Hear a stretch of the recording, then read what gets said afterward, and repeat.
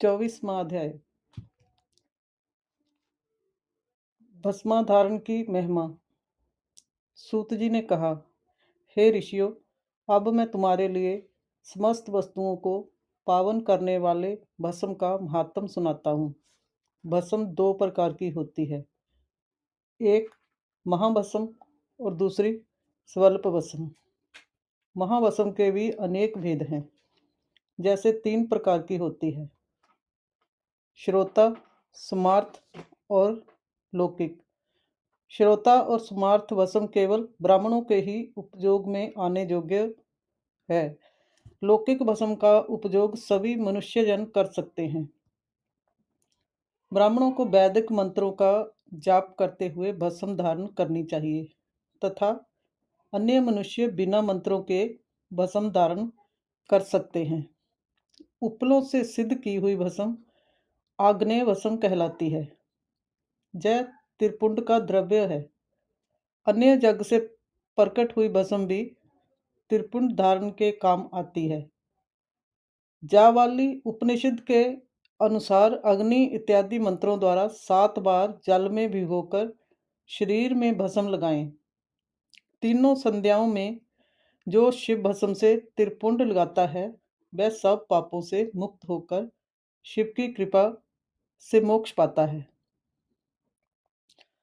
त्रिपुंड और भस्म लगाकर विधि पूर्वक जाप करें। भगवान शिव और विष्णु ने भी त्रिपुंड धारण किया है।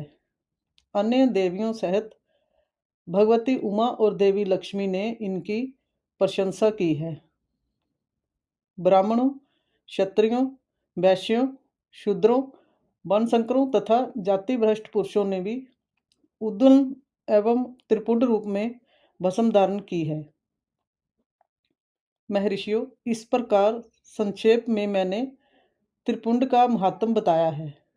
यह समस्त प्राणियों के लिए गोपनीय है।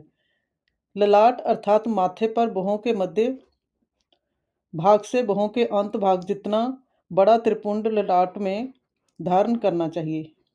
मध्यमा और अनामिका उंगली से 2 रेखाएं करके अंगूठे द्वारा बीच में सीधी रेखा त्रिपुंड कहलाती है। त्रिपुंड अत्यंत उत्तम तथा भोग और मोक्ष देने वाला है। त्रिपुंड की एक एक रेखा में 9 देवता हैं, जो सभी अंगों में स्थित हैं। प्रणव का प्रथम अक्षर अकार, ग्रह प्रत्यय अग्नि, पृथ्वी धर्म रजोगुण, ऋग्वेद क्रियाशक्ति, प्रात सवन तथा महादेव, ये त्रिपुंड की प्रथम रेखा के 9 देवता हैं। प्रथम प्रणव का दूसरा अक्षर उकार, दक्षिणा अग्नि आकाश, सत्वगुण यजुर्वेद, मध्य दिन सवन इच्छा शक्ति, अंतरात्मा तथा महेश्वर, ये दूसरी रेखा के 9 देवता हैं। प्रणव का तीसरा अक्षर मकार, आहवनीय अग्नि, परमात्मा, तमोगुण धूलोक, ज्ञान शक्ति, सामवेद तृतीय सावन तथा शिव, ये तीसरी रेखा के 9 देवता हैं।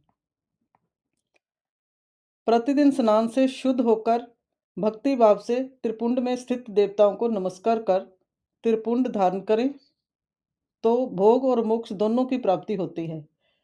भस्म को 32, 16, 8 अथवा 5 स्थानों में धारण करें। सिर, माथा, दोनों कान, दोनों आँखें, नाक के दोनों नथनों, दोनों हाथ, मुंह, कंठ, दोनों कोहनी, दोनों भुजदंड, हृदय, दोनों बगल, नाभि, दोनों अंडकोश, दोनों उरु, दोनों घुटनों, दोनों पिंडली, दोनों जांघों और पांव आदि 32 अंगों में कर्मक्षा, अग्नि, बाजू, पृथ्वी, देश, 10 दिशाएं, 10 दिक्पाल, 8 वसुंधरा, ध्रुव, सोम, आम, अनिल, प्रातकाल इत्यादि का नाम लेकर भक्ति भाव से त्रिपुंड धारण करें अथवा एकाग्र चित्त हो 16 स्थान में ही त्रिपुंड धारण करें। सिर, माथा, कंठ, दोनों कंधों, दोनों हाथों, दोनों कोहनियों तथा दोनों कलाइयाँ, हृदय, नाभि, दोनों पसलियाँ एवं पीठ में त्रिपुंड लगाकर इन 16 अंगों में धारण करें। तब अश्विनी कुमार, शिव शक्ति, रुद्र, ईश, नारद और वामा आदि 9 शक्तियों का पूजन करके उन्हें त्रिपुंड में धारण करें।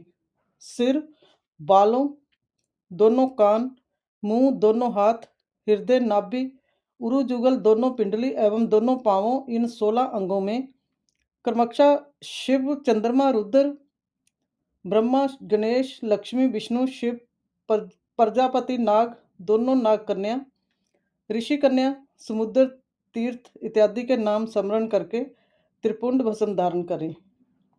माथा, दोनों कान, दोनों कंधे, छाती, नाभि एवं गृह अंगादि 8 अंगों में सप्तऋषि ब्राह्मणों का नाम लेकर भस्म धारण करें, अथवा मस्तक, दोनों भुजाएं, हृदय और नाभि, इन 5 स्थानों को भस्म धारण करने के योग्य बताया गया है। देश तथा काल को ध्यान में रखकर भस्म को अभिमंत्रण करना चाहिए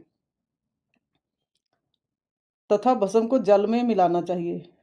त्रिनेत्रधारी सभी गुणों के आधार तथा सभी देवताओं के जनक और ब्रह्मा एवं रुद्र की उत्पत्ति करने वाले परब्रह्मा परमात्मा शिव का ध्यान करते हुए ओम नमो शिवाय मंत्र को बोलते हुए माथे एवं अंगों पर त्रिपुंड धारण करें।